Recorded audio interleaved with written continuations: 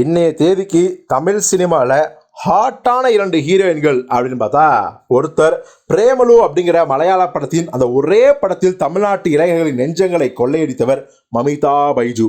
அதே மாதிரி பார்த்தீங்கன்னா நம்ம பிரதீப் ரங்கா நடித்த டிராகன் படத்தில் பார்த்தீங்கன்னா கயாடு லோகர் அவங்களும் பார்த்தீங்கன்னா ஒரே படத்தில் மமிதா பைஜு ஒரு வருஷத்தில் எப்படி இளைஞர்கள் நெஞ்சங்களில் குடியிருந்தாங்களோ அதை அப்படியே கொஞ்சம் தூக்கி ஓரமாக வச்சுட்டு இவங்களும் பாதி பட்டா இடத்த ஆக்கிரமிச்சாங்க. இப்போது பஞ்சாயத்து என்ன அப்படின்னா கயாடு லோகரா மமிதா பைஜா இந்த பஞ்சாயத்து தான் பார்த்தீங்கன்னா பயங்கர தீவிரமாக ஓடிட்டு இருக்கு ரசிகர்களோட. இப்போ ரசிகர்கள் சண்டை வேலை போட்டுக்குங்க, எனக்கு 2 பேருமே தேவைன்னு நம்ம ரவி தேஜா இருக்காரு பார்த்தீங்களா, ஒரு படத்தில் 2 பேரையும் ஒரே படத்தில் ஜோடி ஆகிட்டார். அவர் வேற லெவல் மாசுங்கிறத 15 வருஷம் பார்த்து தான் இருக்கோம். 2 ஹீரோயின் படத்தை தான் அவர் நடிப்பார், கதையெல்லாம் அப்புறம் அதுக்கப்புறம் பார்த்துக்கலாம் அப்படிம்பாரு. அந்த மாதிரி ஒரு கேரக்டர். எது எப்படியோ மமிதா பைஜுக்கும் கயாடு லோகருக்கும் டிமாண்ட் இருக்குங்கிறது தான் மேட்ரு.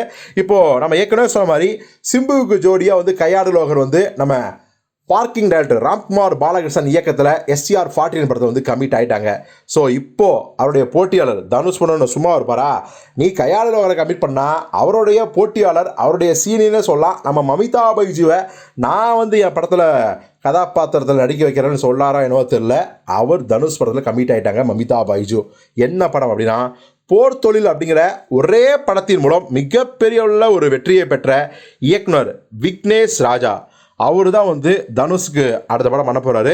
வழக்கம் போல் பார்த்தீங்கன்னா ஆக்ஷன் த்ரில்லர் படமாக அந்த படம் உருவாகுது. இந்த படத்தை வேல்ஸ் நிறுவனம் தான் தயாரிக்கிறாங்க. ஏப்ரல் எண்டு அல்லது மே முதல் வாரம் இந்த படத்தோட ஷூட்டிங் ஆரம்பிப்பாங்க. இதில் தான் நம்ம பிரேமலு மமிதா பைஜு கமிட் ஆகியிருக்காங்க.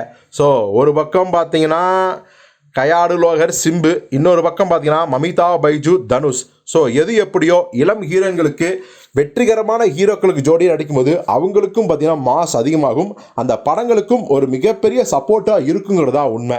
ஸோ இந்த பேரை பற்றி நீங்கள் என்ன நினைக்கிறீங்க அப்படிங்கிறத கமெண்ட்டில் சொல்லுங்கள்.